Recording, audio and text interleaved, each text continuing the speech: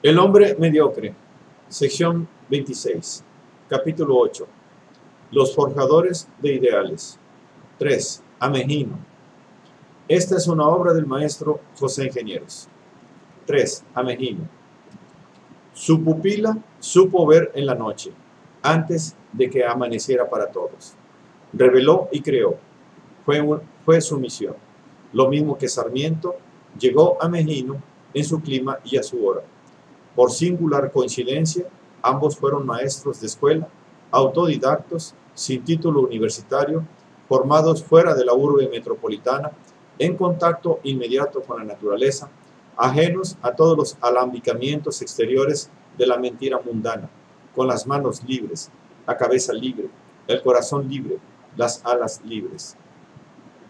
Diríase que el genio florece mejor en las regiones solitarias, acariciado por las tormentas, que son su atmósfera propia. Se agota en los invernáculos del Estado, en sus universidades domesticadas, en sus laboratorios bien rentados, en sus academias fósiles y en su funcionamiento jerárquico. Fáltale ahí el aire libre y la plena luz que solo da la naturaleza.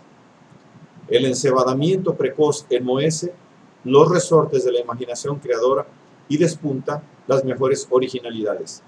El genio nunca ha sido una institución oficial. La vasta obra de Amegino en nuestro continente y en nuestra época tiene los caracteres de un fenómeno natural. ¿Por qué un hombre en Luján da por juntar huesos de fósiles y los baraja entre sus dedos, como un naipe compuesto por millares de siglos, y acaba por pedir a esos mudos testigos la historia de la tierra, de la vida, del hombre, como si obrara por predestinación o por fatalidad? Tenía que ser un genio argentino, porque ningún otro punto de la superficie terrestre contiene una fauna fósil comparada a la nuestra. Tenía que ser en nuestro siglo, porque le habría faltado el asidero de las doctrinas evolucionistas que sirven de fundamento, que sirven de fundamentos. No podría ser antes de ahora, porque el clima intelectual del país no fue propicio a ello hasta que lo fecundó el apostolado de Sarmiento, y tenía que ser Amegino y ningún otro hombre de su tiempo.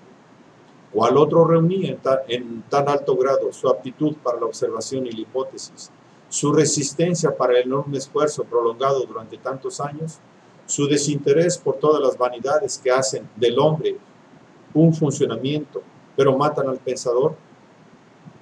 Ninguna convergencia de rutinas detiene el genio de su oportunidad, aunque son fuerzas todopoderosas, porque obran continua y sordamente, el genio las domina, antes o después, pero en dominarlas radica la realización de su obra. Las resistencias que desalientan al mediocre son su estímulo. Crece a la sombra de la envidia ajena. La sociedad puede conspirar contra él, acumulando en su contra la detracción y el silencio. Sigue su camino, lucha sin cesar, sin extraviarse, dionisíacamente seguro. El genio, por su definición, no fracasa nunca. El que ha creado no es genio, no llegó a serlo, fue una ilusión disipada. No quiere esto decir que viva del éxito, sino que su marcha hacia la gloria es fatal, a pesar de todos los contrastes. El que se detiene prueba impotencia para marchar. Algunas veces el hombre genial vacila y se interroga ansiosamente sobre su propio destino, cuando muerden su talón los envidiosos o cuando le adulan los hipócritas. Pero en dos circunstancias se ilumina o se desencadena: en la hora de la inspiración y en la hora de la diatriba. Cuando descubre una verdad, parece que en sus pupilas brillara una luz eterna. Cuando amonesta a los envilecidos, diríase que refulge en su frente la soberanía de una generación.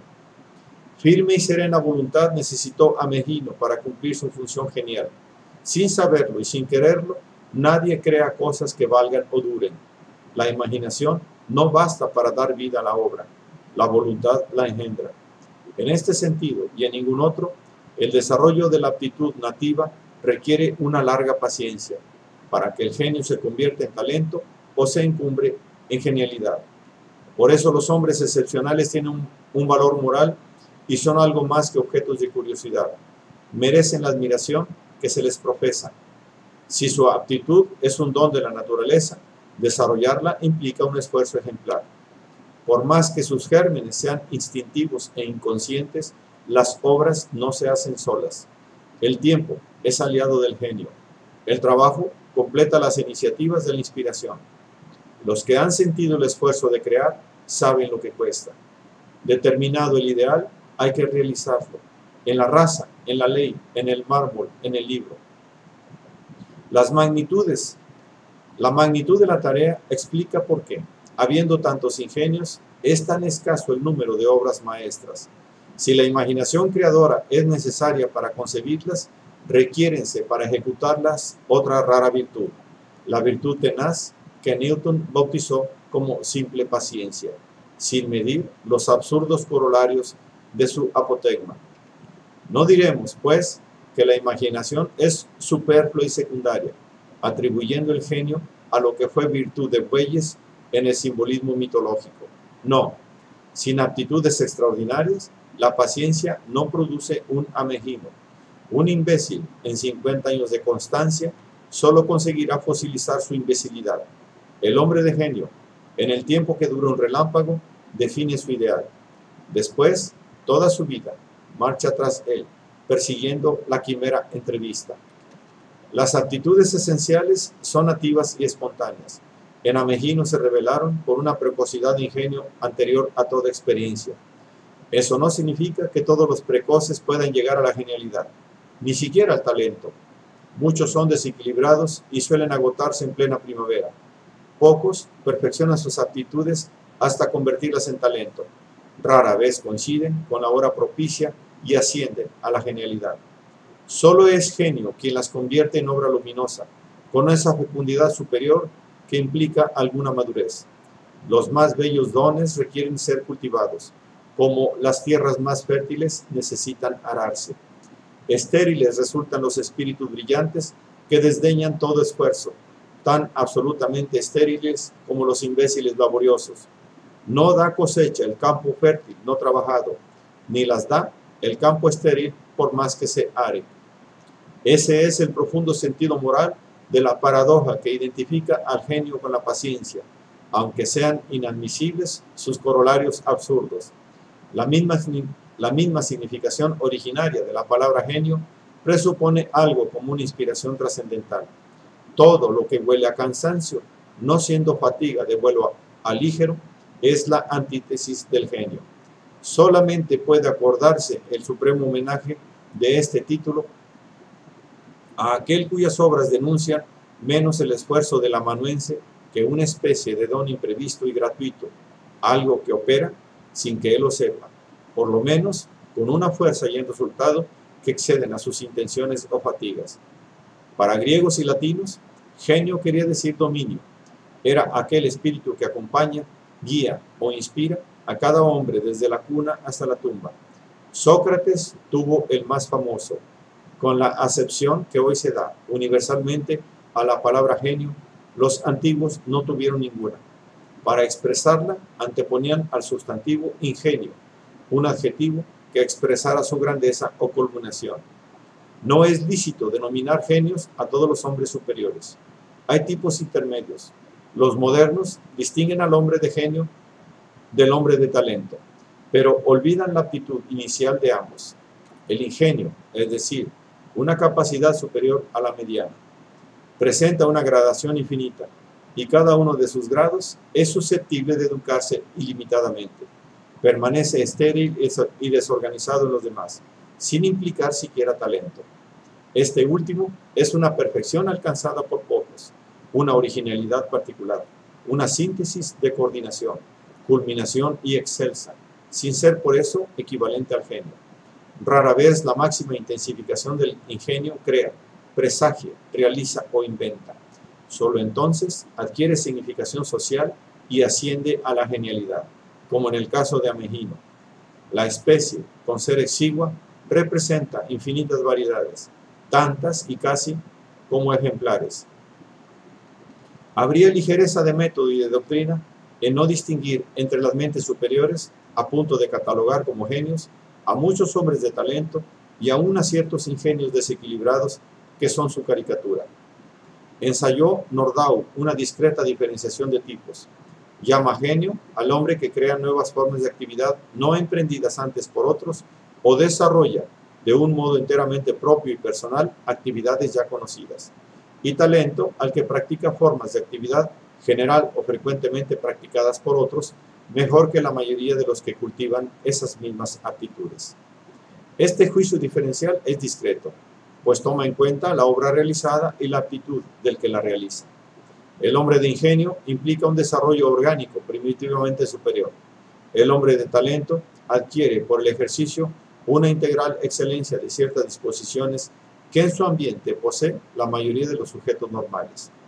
Entre la inteligencia y el talento, solo hay una diferencia cuantitativa, que es cualitativa entre el talento y el genio. No es así, aunque parezca. El talento implica, en algún sentido, cierta aptitud inicial verdaderamente superior, que la educación hace culminar en su propio género. De entre esas mentes preclaras, algunas llegarán a la genialidad, si lo determinan circunstancias extrínsecas. Su obra revelará si tuvieron funciones decisivas en la vida o en la cultura de su pueblo. Genio y talento colaboran por igual al progreso humano. Su labor se integra, se complementan como la hélice y el timón. El talento trepana sin sosiego las olas inquietas y el genio marca el rumbo hacia imprevistos horizontes. La obra de Megino es creadora, eso la caracteriza. Una inmensa fauna paleontológica permanecía en el misterio antes de que él la revelara a la ciencia moderna y formulase una teoría general para explicar sus emigraciones en los siglos remotos. Crear es inventar, como lo expresó Voltaire. El genio revélase por una aptitud inventiva o creadora aplicada a cosas vastas o difíciles, en la vida social, en las ciencias, en las artes, en las virtudes, en todo, se manifiesta con anticipaciones audaces, con una facilidad espontánea para salvar los obstáculos entre las cosas y las ideas, con una firme seguridad para no desviarse de su camino. En ciertos casos, descubre lo nuevo. En otros, acerca lo remoto y percibe relaciones entre las cosas distantes, según lo definió Ampère. No consiste simplemente en inventar o descubrir. Las invenciones que se producen por casualidad, sin ser expresamente pensadas, no requieren aptitudes geniales. El genio descubre lo que escapa a la reflexión de siglos a generaciones, induce leyes que expresan una relación inesperada entre las cosas, señala puntos que sirven de centro a mil desarrollos y abre caminos en la infinita exploración de la naturaleza. ¿En qué consiste entonces? ¿No es soplo divino? ¿No es un demonio? ¿No es una enfermedad? Nunca. Es más sencillo y más excepcional a la vez. Más sencillo porque depende de una complicada estructura del cerebro y no de entidades fantásticas. Más excepcional porque el mundo pulula de enfermos y rara vez se anuncia un amegino. Cuanto mejor cerebrado está el hombre, tanto más alta y significativa es su función de pensar. Ignórase todavía el mecanismo íntimo de los procesos intelectuales superiores. Los acompañan, sin duda, modificaciones de las células nerviosas, cambios de posición y permutas químicas muy complicadas. Para comprenderlas, deberían conocerse las actividades moleculares y sus variables relaciones, además de la histología exacta y completa de los centros cerebrales. Esto no basta.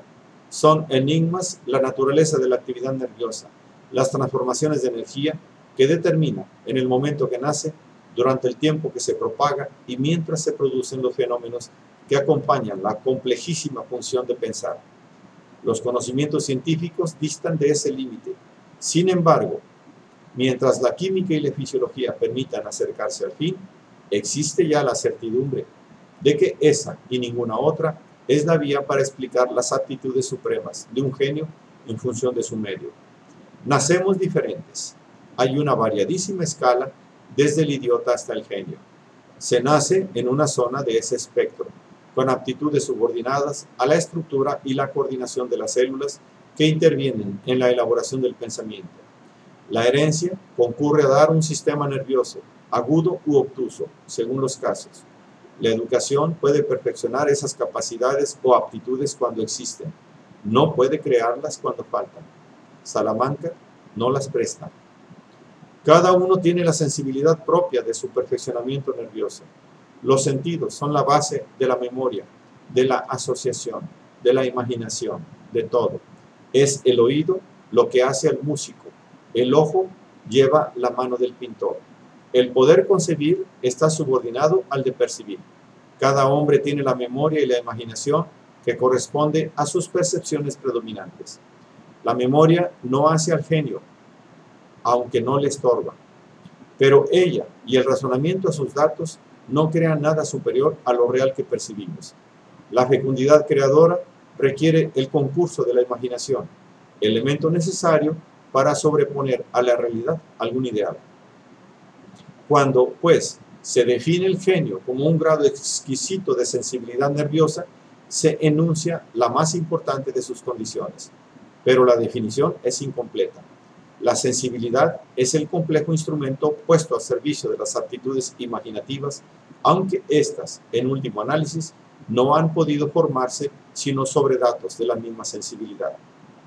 En los genios estéticos es evidente la superintendencia de la imaginación sobre los sentidos. No lo es menos en los genios especulativos como Amegino y en los genios pragmáticos como Sarmiento. Gracias a ella se conciben los problemas, se adivinan las soluciones, se inventan las hipótesis, se plantean las experiencias, se multiplican las combinaciones. Hay imaginación en la paleontología de Amegino, como la hay en la física de Ampère y en la cosmología de Laplace, y la hay en la visión civilizadora de Sarmiento, como en la política de César o en la de Richelieu.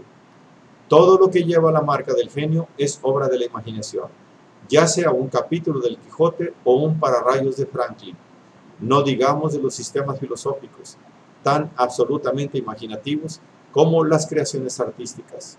Más aún, muchos son poemas y su valor suele medirse por la imaginación de sus creadores. En toda la gestión de su doctrina, la genialidad de Amegino se traduce por una absoluta unidad y continuidad del esfuerzo, que es la antítesis de la locura. También a él le supusieron loco, sobre todo en su juventud. Con bonhomia risueña, recordaba las burlas de vecinos y niños de su escuela, cuando le veían dirigirse, asada al hombro, hacia las márgenes del Luján. Para esas mentes sencillas tenía que estar loco ese maestro que pasaba días enteros cavando la tierra y desenterrando huesos de animales extraños, como si algún delirio le transformara en sepulturero de edades extinguidas. Cambiando de ambiente sin asimilarse a ninguno, consiguió pasar más desapercibido y atenuar su reputación de inadaptado. Basta leer su inmensa obra, centenares de monografías y volúmenes, para comprender que solo presenta los desequilibrios inherentes a su exuberancia. Sus descubrimientos, grandes y útiles, nunca fueron adivinados al acaso ni en la inconsciencia, sino por una vasta elaboración. No fueron frutos de un cerebro carcomido por la herencia o los tóxicos, sino de engranajes perfectamente entrenados. No ocurrencias, sino cosechas de siembras previas. Jamás casualidades, sino claramente previstos y anunciados. El genio es una alta armonía, necesita serlo. Es absurdo suponer caídos bajo el nivel común a esos mismos que la admiración de los siglos coloca por encima de todos. Las obras geniales solo pueden ser realizadas por cerebros mejores que los demás.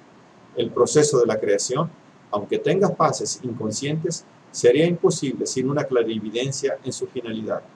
Antes que improvisarse en horas de ocio, opérase tras largas meditaciones y es oportuno, llegando a tiempo de servir como premisa o punto de partida para nuevas doctrinas y corolarios. Nunca tal equilibrio de la obra genial será más evidente que en la de Amegino. Si hubiéramos de juzgar por ella, el genio se nos presentaría como una tendencia al sistemático equilibrio entre las partes de un nuevo estilo arquitectónico. Esto no excluye que la degeneración y la locura puedan coexistir con la imaginación creadora, afectando especiales dominios de la mente humana.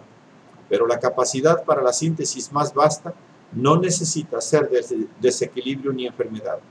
Ningún genio lo fue por su locura. Algunos, como Rousseau, lo fueron a pesar de ella.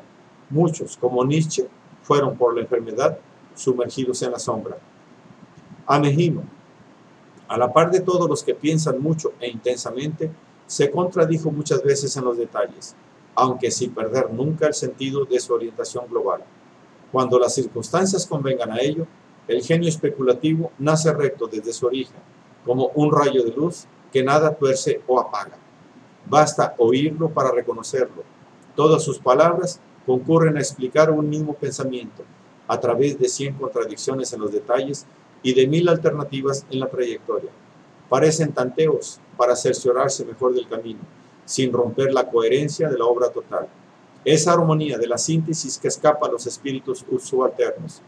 Amehino converge a un fin por todos los senderos. Nada le desvía. Mira alto y lejos. Va derechamente, sin las prudencias que traban el paso a las medianías, sin detenerse ante los 1000 interrogantes que de todas partes la acosan para distraerle de la verdad que le entreabre algún pliegue de sus velos. La verdadera contradicción, la que esteriliza el esfuerzo y el pensamiento, reside en la desilvanada heterogeneidad que empalaga las obras de los mediocres. Viven estos con la pesadilla del juicio ajeno y hablan con énfasis para que muchos les escuchen, aunque no les entiendan. En su cerebro anidan todas las ortodoxias, no atreviéndose a bostezar sin metrónomo. Se contradicen forzados por las circunstancias. Los rutinarios serían supremas lumbreras si éstas se juzgaran por la simple incongruencia. Para señalar el punto de intersección entre dos teorías, dos creencias, dos épocas o dos generaciones, requiérese un supremo equilibrio. En las pequeñas contingencias de la vida ordinaria, el hombre vulgar puede ser más astuto y hábil, pero en las grandes obras de la evolución intelectual y social, todo debe esperarse del genio, y solamente de él. Sería absurdo decir que la genialidad es infalible, no existiendo verdades imperfectibles. 100 rectificaciones podrán hacerse en la obra de Amehino, y muy especialmente en sus hipótesis sobre el sitio de origen de la especie humana. Los genios pueden equivocarse, suelen equivocarse, conviene que se equivoquen. Sus creaciones falsas resultan utilísimas por las correcciones que provocan, las investigaciones que estimulan, las pasiones que encienden, las inercias que remueven. Los hombres mediocres se equivocan de vulgar manera. El genio, aun cuando se desploma, enciende una chispa, y en su fugaz alumbramiento se entrevé alguna cosa o verdad no sospechada antes. No es menos grande Platón por sus errores, ni lo son por ello Shakespeare o Kant. En los genios que se equivocan hay una viril firmeza que a todos impone respeto, mientras los contemporizadores ambiguos no despiertan grandes admiraciones, los hombres firmes obligan el homenaje de sus propios adversarios. Hay más valor moral en creer firmemente una ilusión propia